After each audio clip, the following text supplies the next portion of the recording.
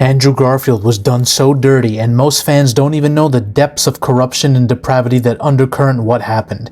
He could potentially have been the GOAT Spider-Man, but who knows? In my opinion, he had the most potential out of the 3 Spider-Men. No disrespect to Tobey and Tom, I love him. Tobey's my GOAT. Tom, I actually think he's an underrated actor, okay? But here's the thing. Andrew Garfield is the best actor of the 3. If you don't believe me, watch The Silence and Under the Silver Lake. That's range right there. But also, he's actually the biggest fan of the 3 of Spider-Man. He loves that character. Tobey was done with the character. He was done playing it. He hated everything surrounding the paparazzi and the media around that. And Tom Holland wants to quit Hollywood altogether and be a father. Based. But Andrew was the one who will go through all of that for this character. He loved it. And Sony still screwed him over. You could say Sony sabotaged Tobey Maguire's trilogy as well. You could say that.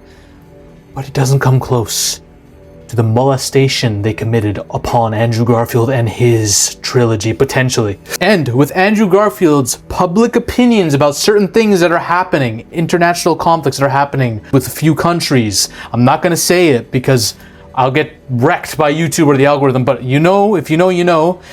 And we know that Sony and different producers in Hollywood and different studios don't like you taking sides with a particular side in that dispute. We've seen that with Melissa Barrera. She got booted from Scream, and Jenna Ortega exited following her support for that. We know which side Hollywood's on, okay? So, I don't foresee Andrew Garfield getting many crazy high-level roles now after what just occurred. So, this video is justice for him. I'm going to break down exactly how they screwed him over. I'm going to break down exactly how Sony, using the tools they had at their disposal, could have made their sexual fetish for Sinister 6 and that fan fiction. They could have actually made something great out of it, but they completely botched it. Now, before I get into this, there's no defamation here. Sony, if you send any of your lawyers after me, I'm playing a character. This is a Dave Chappelle show. This is comedy. None of this is to be taken seriously. Your lawyers have nothing on me. Here's how it goes. Sony literally blamed Andrew for the poor box office performance.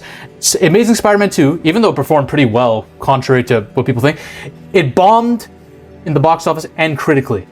Guess who they blamed it on? Guess who was the perfect scapegoat? Andrew Garfield. The blame was placed on him despite Sony executives cramming the film with setups for bullshit spin-offs that hijacked the story, okay? Garfield literally wanted to go away from the studio notes and get a more grounded, character-driven arc, but Sony wanted a Marvel-style cinematic universe. They've been building this up. When the film suffered, they used Garfield's name as the fall guy, essentially, ignoring how the studio notes derailed the movie, and Andrew wanted to move away from that. That's just one thing. He was reportedly dropped for skipping a Sony event, like a media event. And they used this as a perfect excuse. In leaked Sony emails during like a 2014 hack, Garfield allegedly missed a press event due to like an illness. He was badly sick. What do you want him to do? Go around and infecting people? The studio heads took it personally and used it as justification to cut ties with him. Rather than admit internal creative failure because they're pathetic, they spun the narrative that Andrew Garfield was unprofessional, and they had been dealing with his unprofessionality throughout the course of filming with him, and this was the reason the mismanagement happened. They painted him as a reason for the franchise's problems. Off of this one event. Smart. So smart, you fucking corrupt pieces of shit. Silently rebooted the entire thing without giving him closure or respect. Andrew Garfield was kept in the dark during this era, right? Instead of giving Garfield a chance to conclude the trilogy or have a dignified exit, they rebooted Spider-Man to the MCU, obviously, without publicly addressing what happened. Andrew didn't get his third movie, or a proper send-off, or any real credit for how much fans loved his Peter and the Gwen Stacy dynamic in particular. He was treated as a face of failure when he was literally the heart of the franchise, derailed by studio greed, if we're being honest. They forced, this is the most terrible thing, right? They forced a franchise setup instead of letting him finish his arc. They didn't give a shit about his Peter's arc at all. The Amazing Spider-Man 2, we all know, was overloaded with setups for Spider-Man 3 and Sinister 6. They wanted their Avengers. They were so obsessed with how Marvel was doing Avengers, they're like, how can we do a culmination team-up event? We only have Spider-Man IP. Okay, we're going to do Sinister 6. That's going to be our guy. That's our dude. Oh, they jerk off to it, right? They were literally going to destroy and nuke Peter's story by also having his dad come back to life. And then his Peter story was left incomplete so they could chase that Marvel-style universe. And this, first of all, destroyed Amazing Spider-Man 2 because it made it way overstuffed and chaotic compared to what it could have been.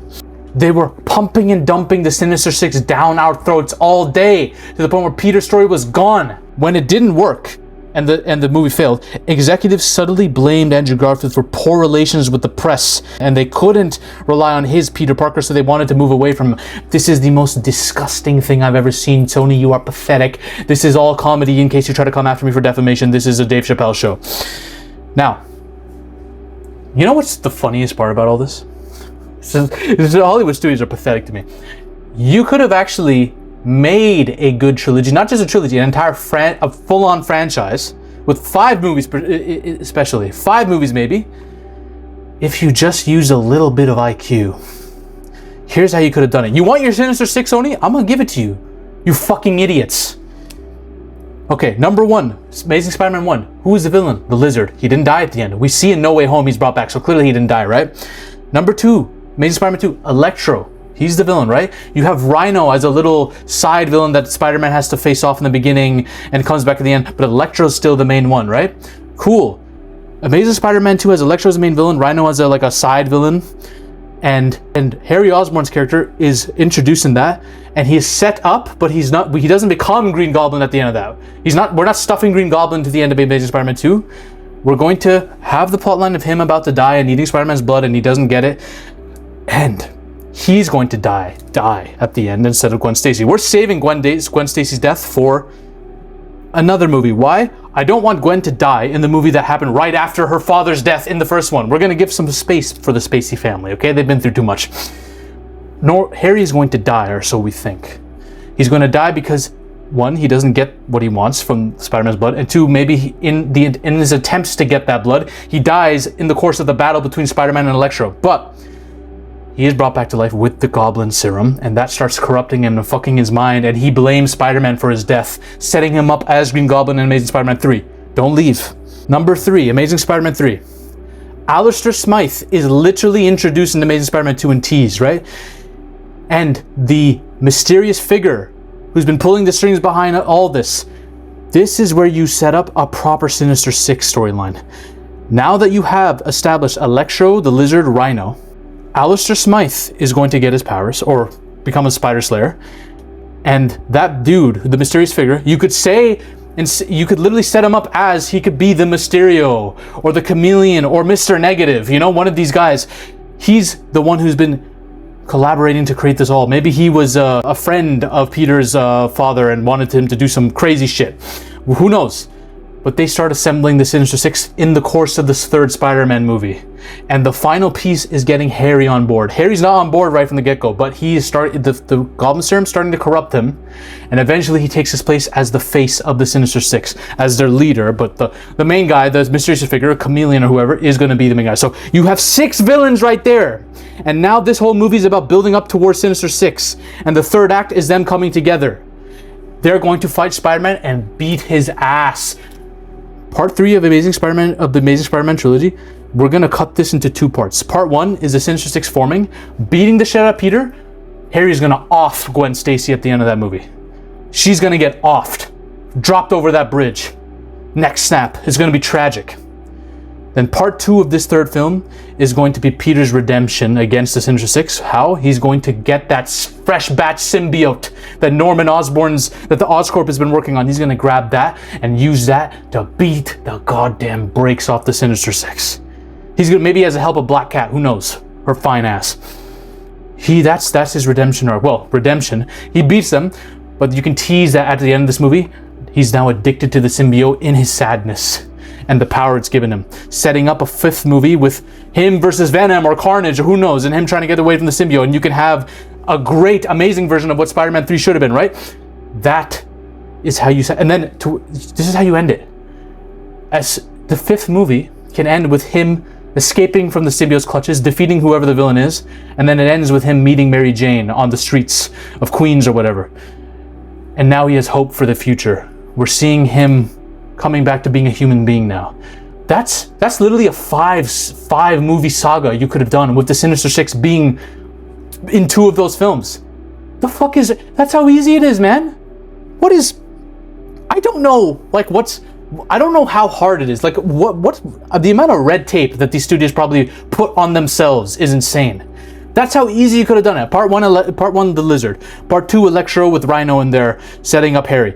Part 3, the Sinister Six starts to get formed, then towards the end they do get formed. We still need a movie setting it up. We're not going to have it happen right from the get-go. We need build-up. That's something called build-up, Hollywood. Learn it. Green Goblin becomes who he is at the end of that, kills Gwen.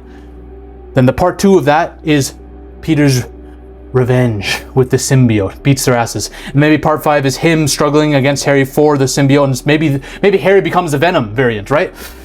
That's how you do it. That's, bro. Now I get it, okay? I'm self-aware here. Zaffy, you never made a film at this level. Come on now. You don't know what these writing decisions are like. You don't know how difficult it could be with the weight of these producers crashing down on you. Okay, I get that. I'm not talking about the writers here. I'm talking about the producers themselves. It's very easy to map a plan like this. I just did it in 2 seconds. I improvised this shit. I've made a video also about Andrew Garfield Spider Man 4 and what the Spider-Man 3 could have been. It's not that hard to plan a roadmap. Writing it and getting the details down to linking it all, I understand.